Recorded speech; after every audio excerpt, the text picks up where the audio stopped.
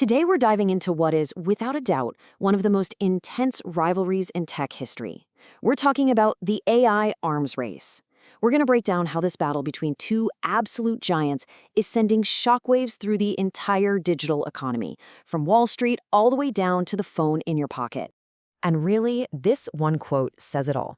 It perfectly captures the drama that's unfolding right now. It hints at this massive shift in power, where you've got this challenger just surging forward, and the reigning champion, well, they're starting to look a little panicked.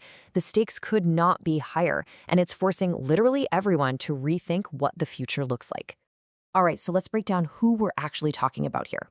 On one side, you have the established leader, the one everyone knows, OpenAI.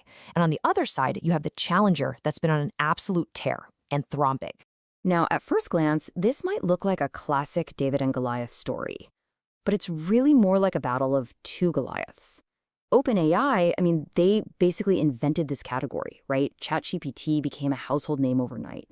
But Anthropic is closing that gap, and they're doing it fast, winning over huge businesses with their seriously powerful coding and enterprise tools. And you really can't overstate just how fast Anthropic is moving. Look at this timeline for just this year. They have been on a relentless pace, launching one groundbreaking product after another.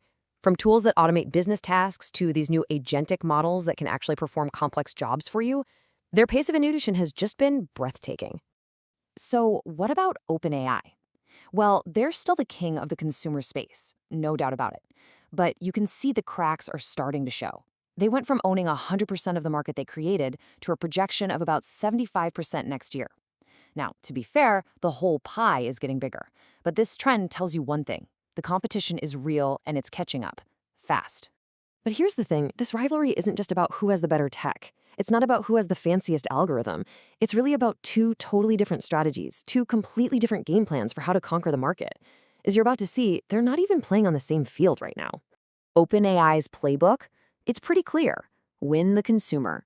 3/4 of their entire business comes from people like you and me paying for a ChatGPT subscription.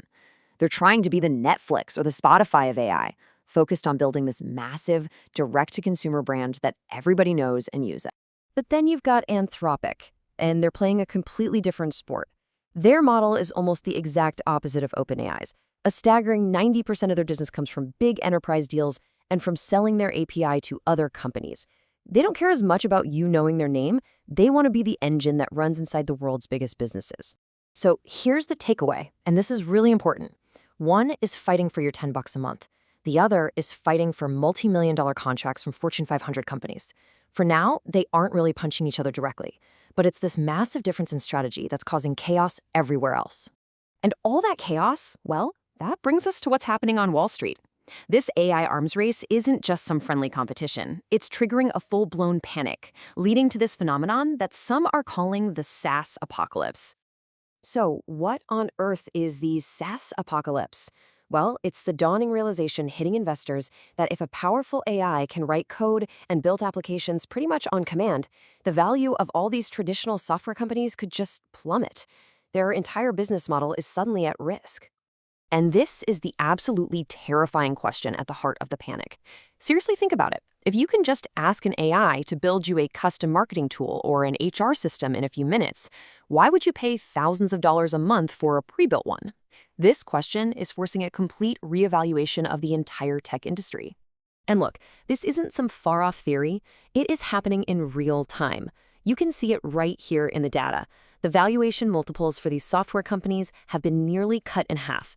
Investors are fleeing. And where's all that money going? It's flying straight into the Magnificent Seven, the biggest tech giants, whose values are actually going up.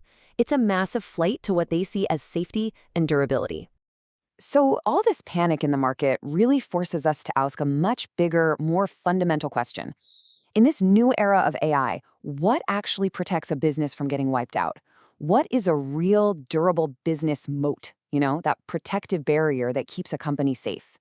Let's really think about this for a second. When technology can give us basically infinite digital abundance, where you can create almost anything you could imagine instantly, what defenses does a company really have? The old rules might just not apply anymore. For decades, the answer was pretty clear. You had these classic defenses, a powerful brand like Coca-Cola, the network effects of something like Facebook, complex regulations, or just owning physical stuff and controlling distribution. These were the walls that protected the corporate castles. But then you have this quote, this really radical idea that just flips the whole chessboard over. The suggestion is that in the face of this powerful AI, even the strongest moat of all, a beloved brand, might become completely worthless. And the logic here, it's actually pretty simple, but it's also incredibly powerful. It's this idea that at the end of the day, abundance wins. If an AI can create a product that's just as good or maybe even better, but it's also faster and way cheaper, most people are going to choose that over brand loyalty. Think about how Tesla didn't just build a new brand.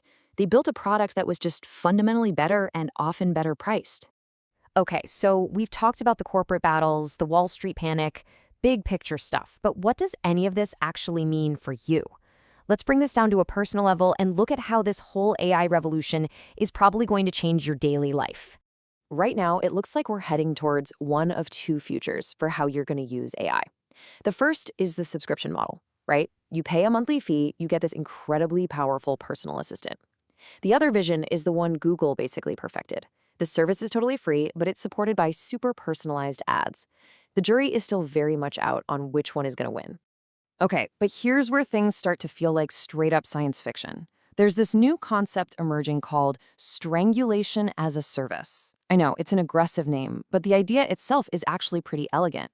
You just tell an AI what you want, and it operates all your apps for you, in the background, to make it happen. It strangles the need for you to ever open those apps yourself. So let me give you a really simple example of how this would work. Instead of you opening your calendar app, then a travel app, then your payment app, you just say, book me a flight to Miami next Tuesday. The AI agent understands what you want, and it coordinates all those different services for you. All that complexity just vanishes. Now pause for a second and just think about the implications of that. If the main way you interact with your technology is just by talking to a single AI agent, what happens to that grid of apps on your phone? What happens to the App Store itself? This is a shift that could fundamentally disrupt the entire mobile world as we know it. And that brings us to a final, pretty deep question to leave you with. In a world where digital stuff, goods, services, content is nearly free and basically infinite, its value might actually drop. So what becomes more valuable? Maybe it's the physical, real-world experiences, scarce, tangible assets, and those uniquely human skills that AI just can't replicate. Something to think about.